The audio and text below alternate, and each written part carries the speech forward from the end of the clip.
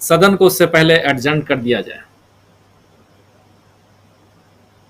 राजीव जी, संसद जिस तरह से चल रही हो, संसद को चलाने की जिम्मेदारी सत्ता पक्ष की होती है, ट्रेजरी बेंचेस की होती है और पीठासीन अधिकारियों की होती है। और आप उन तस्वीरों को देखिए जो लाइव टेलीकास्ट होता है पिछले सत्र की या इस सत्र की। सदन की कार्रवाई कौन नहीं होने देना चाहता। विपक्ष की ये मांग कहाँ से नाजायज है कि प्रधानमंत्री आए और सदन में बोलें। और कभी भी राजीव जी, संसद आपने भी कवर किया है, हम लोगों ने भी कवर किया है, बहुत सालों से कवर किया है। प्रधानमंत्री तो खैर बड़ी चीज है, कोई मिनिस्टर ऑफ स्टेट भी पार्लियामेंट सत्र के दौरान कोई बात बाहर बोलता है तो उसके ऊपर प्रिविलेज मोशन आता है पार्लियामेंट के अंदर कि आपने संसद के सत्र के दौरान पॉलिसी मैटर पे बाहर बोला। प्रधानमंत्री, संसद चलने वाली है थोड़ी देर बाद, आप बाहर आके भाषण दे रहे हो मणिपुर पे, और छत्तीसगढ़ और राजस्थान भी इसमें जोड़ रहे हो। तो और आप संसद के अंदर बोलने को तैयार नहीं हो। तो संसद के अंदर राजनाथ सिंह क्यों बोलेंगे? राजनाथ सिंह क्यों बोलेंगे संसद के अंदर? वो डिफेंस मिनिस्टर है। गृह मंत्री बोले या प्रधानमंत्री बोले, मणिपुर का सीधा जिम्मेदारी उनके ऊपर है। तो ये एक बड़ा संकट है कि संसद की जितनी ज्यादा अवमानना हो सकती है वो हो रही है। और संसद जी। में, संसद का काम बेसिकली क्या है? दो काम बड़े मूल हैं उसके: सरकार की जवाबदेही तय करना और कानून पास करना। अब सरकार वहां मौजूद ही नहीं है, प्रधानमंत्री वहां आते नहीं हैं, तो जवाबदेही किसकी तय होगी? और दूसरा, कानून पास करना। कानून पास करने के प्रति सरकार गंभीर नहीं है।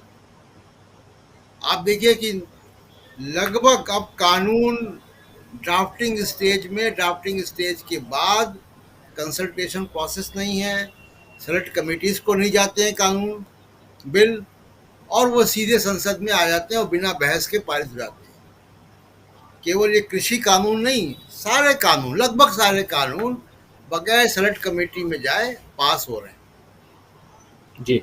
जो आंकड़ा 18-20% का था वो 70-80% हो गया है यूपीए के समय जो था।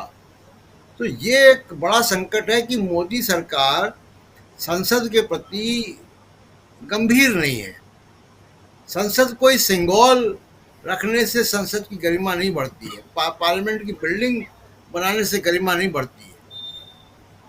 बहुत सारी जी। पार्लियामेंट है दुनिया भर में जिनकी इमारत हमसे छोटी है, लेकिन आप उनकी पार्लियामेंट्री प्रैक्टिसेस देखिए, आप कितना लोकतंत्र है वहां पे। और दूसरी एक महत्वपूर्ण बात यह है, जो राजनीतिक बात है, क्यों बच रहे हैं संसद से।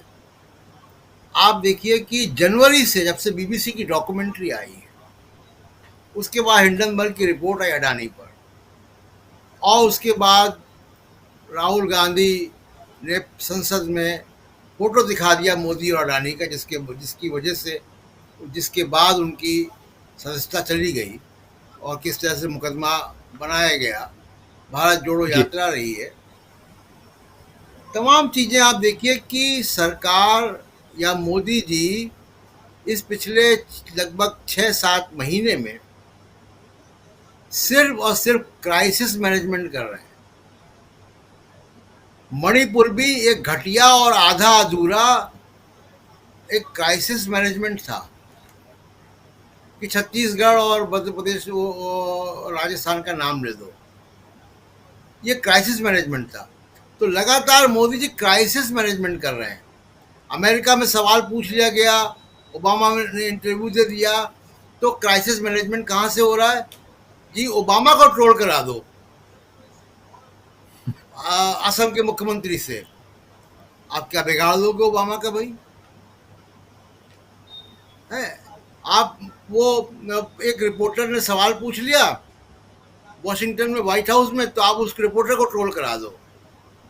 राहुल गांधी सवाल पूछता है तो राहुल गांधी को ट्रोल करा दो। सुप्रीम कोर्ट का जज अगर जमानत दे दे किसी को, न्याय कर दे, तो सुप्रीम कोर्ट के जज को ट्रोल करा दो, उसको एंटी इंडिया गैंग का बता दो। ये लॉ मिनिस्टर कह चुके, पूर्व सुप्रीम कोर्ट जजों को लॉ मिनिस्टर कह चुके, किरण रिजिजू। जी वो जी नौकरी में नहीं है फिलहाल, लेकिन वो कह चुके। तो ये सरकार का जो क्राइसिस मैनेजमेंट है वो सिर्फ और सिर्फ ट्रोल कराने तक है। आप देखिए कि इतना, आप कहते हैं mother of democracy, white house में कहकर आए आप मदर ऑफ डेमोक्रेसी। ये जो क्रियाकलाप हैं, जो ये जो करतूते हैं, इसको और क्या कहा जाए, ये क्या मदर ऑफ डेमोक्रेसी की कहीं से कोई परछाई भी दिख रही है आपको? और मैंने तो नहीं देखा कि इस तरीके से प्रधानमंत्री के स्तर पे भाषण दिए जाते हो, इस तरीके से ट्रोल किया जाता हो कोई मंत्री के तौर पे, कि कानून मंत्री पूर्व न्यायाधीशों को कह रहा है कि एंटी इंडिया गैंग के मेंबर हैं, जी। कोई ओबामा को हुसैन ओबामा कह रहा है कि मुख्यमंत्री।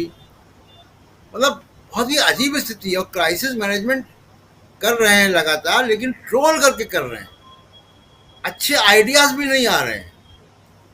अब एक क्राइसिस मैनेजमेंट का उदाहरण और देखिए कि बेंगलोर में मीटिंग हो रही है विपक्षी दलों की, और उनका गठबंधन का नाम भी आ गया वहां पे। आपने आनंद फानन में इलेक्शन कमीशन की लिस्ट निकाल ली और 38 नाम से आपने एक गठबंधन बना दिया यहाँ पे, जिसमें 24 लोग जो हैं वो जिस उस 38 में 24 लोग संसद में ही नहीं है। आधे से अधिक पार्टियां उनमें से हैं जिन्होंने चुनाव भी नहीं लड़ा। जी ये गठबंधन, ऐसे गठबंधन तो इलेक्शन कमीशन की लिस्ट निकाल के संजय जी बना दे, मीनू जी बना दे, 4-6 गठबंधन मैं बना दूं। 2,500 पॉलिटिकल पार्टियां हैं इस देश में रजिस्टर्ड। जी। इलेक्शन कमीशन से नंबर लीजिए, गठबंधन आप बना दीजिए, प्रेस क्लब में आप कर दीजिए उसकी प्रेस कॉन्फ्रेंस। तो ये जो ऐसे क्राइसिस अमलेंदु जी ने कल घोषणा कर दी है वो बनाने वाले हैं। नहीं, मैं उसको, हाँ, मैं कोई इसमें चुटकुलेबाजी या कोई अगंभीर बात नहीं कर रहा हूँ। मैं देख रहा हूँ कि क्राइसिस मैनेजमेंट कितना जी, बचकाना है, जो कि बात एक सही है। परिपक्व राजनीति की कहीं से कोई आपको संदेश नहीं दे रहा है, कहीं से कोई आपको ऐसा सही। भनक नहीं मिल रही है कि ये परिपक्व राजनीति है। तो ये बड़ी गंभीर चिंता है। और किस तरीके से आप देखिए कि जो पीठासीन अधिकारी हैं राज्यसभा के, हमने कितने समय राज्यसभा कवर की है, आप देखिए कैसे कैसे लोग वहां पे आए हैं, और वो पीठासीन अधिकारी पब्लिक डोमेन में आके कैसी बातें करते हैं, एक विपक्षी नेता की तरह बात कर रहे हैं। मतलब वो कांग्रेस के विपक्षी नेता की तरीके से बात करता है पीठासीन अधिकारी, संसद के अंदर भी संसद के बाहर भी। जी, बहुत अजीब स्थिति है राजीव जी। बिल्कुल, बिल्कुल। ये लेकिन